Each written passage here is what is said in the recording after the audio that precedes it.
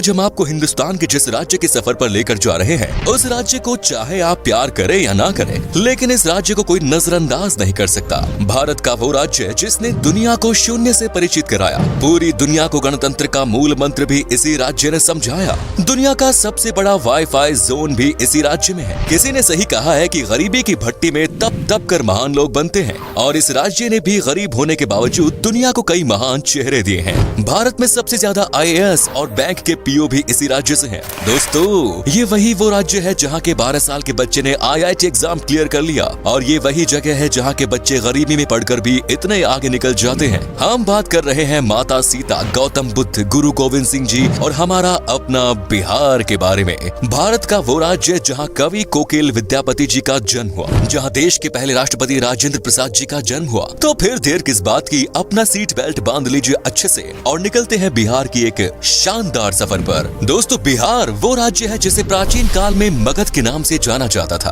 और इसकी राजधानी पटना को पाटलिपुत्र के नाम से। बिहार का इतिहास उतना ही पुराना है जितना भारत का। यहाँ मौर्य, गुप्त आदि राजवंशों से लेकर मुगल शासकों ने राज किया है। माना जाता है कि बिहार शब्द की उत्पत्ति बौद्ध विहार के विहार शब्द से हुई, जिसे बाद में बिहार कर दिया गया। बिहार को उत्तर में नेपाल, पूर्व में पश्चिम बंगाल, पश्चिम में उत्तर प्रदेश और दक्षिण में झारखंड ने घिरा हुआ है। 1912 में बंगाल के विभाजन के समय बिहार अस्तित्व में आया। सन 1935 में उड़ीसा और सन 2000 में झारखंड को बिहार से विभाजित कर दिया गया। बिहार वो राज्य है जो भारत के इतिहास में साहित्यिक, ऐतिहासिक, धार्मिक सभी स्तर पर महत्वपूर्ण भूमिका अदा करता है, और आज भी बिहार शिक्षा, संस्कृति और सामाजिक दृष्टि से उतना ही समृद्ध है जितना कि पहले था। आपको जानकर हैरानी होगी, लेकिन ये सच है कि सिर्फ इतिहास के पन्नों पर ही नहीं बल्कि वर्तमान में भी बिहार दुनिया में जगमगा रहा है। बिहार की राजधानी पटना में दुनिया का सबसे बड़ा वाईफाई रेंज जोन है। एक दो नहीं बल्कि पूरे 20 किलोमीटर के दायरे में इंटरनेट की मुफ्त सुविधा का फायदा उठा सकते हैं। दोस्तों, देश में उत्तर प्रदेश के बाद सबसे ज्यादा IAS ऑफिसर बिहार की भूमि से ही निकलते हैं। बिहारी लोगों के दिमाग बहुत तेज होते हैं। ये लोग सबसे ज्यादा गणित में तेज होते हैं। यहाँ लोगों का दिमाग बड़े तूफानी से चलता है। हालांकि 1990 के पहले IAS ऑफिसर्स के मामले में बिहार लिस्ट में पहले स्थान पर था, लेकिन इसके बाद से इसमें गिरावट आने लगी। बिहार के युवा का ध्यान अब IT सेक्टर में अधिक लग रहा है, लेकिन पिछले कुछ सालों से दोबारा से बिहारी स्टूडेंट्स में IAS के प्रति रुचि देखी जा रही है। दोस्तों, बिहार की डेवलपमेंट रेट आज 14.48% है, जो कि ये साबित करती है कि बिहार देश तेजी से बढ़ने वाले राज्यों में सबसे ऊपर है।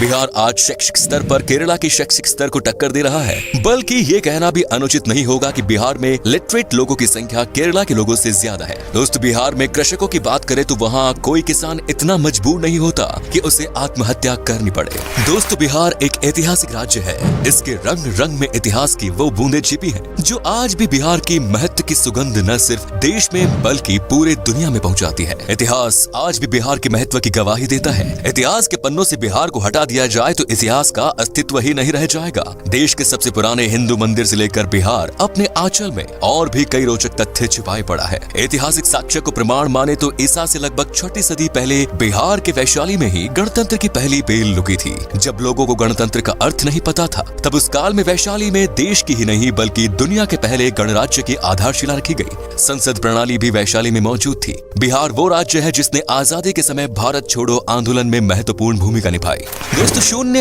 यानी जीरो के बिना गणित का क्या मोल, ये किसी को बताने की जरूरत नहीं है।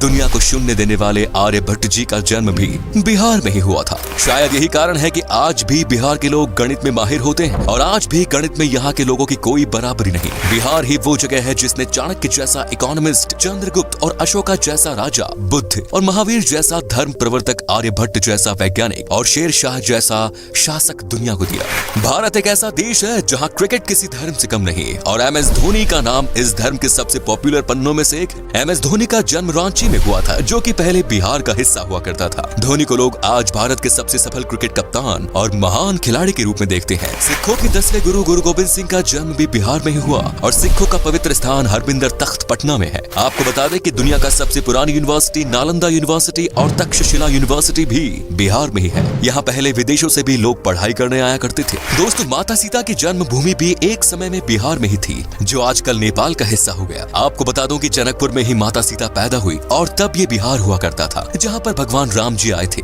दोस्तों, बिहार के मिथिलांचल में आज भी भगवान राम को दामाद माना जाता है। माता सीता की नगरी मिथिलांचल बिहार का गौरव है। मिथिलांचल की मिथिला पेंटिंग के बारे में तो हर कोई जानता है। आपको तो शायद शायद पता ही होगा कि बॉलीवुड के शान और जान पंकज त्रिपाठी भी बिहार से ही है और बिहार का भी एक बेटा शानदार एक्टर है सुशांत सिंह राजपूत, जिसका देहांत होने के बाद भी लोगों के प्यार ने अमर कर दिया। दोस्तों, बिहार का खाना भारत के सबसे शानदार पकवानों में से एक माना जाता है। बिहार का लिट्टी चोखा बहुत टेस्टी होते हैं। आपने अगर लिट्टी चोखा नहीं खाया तो एक बार जरूर ट्राई कीजिएगा, वाकई में आपका दिल खुश हो जाएगा। यहाँ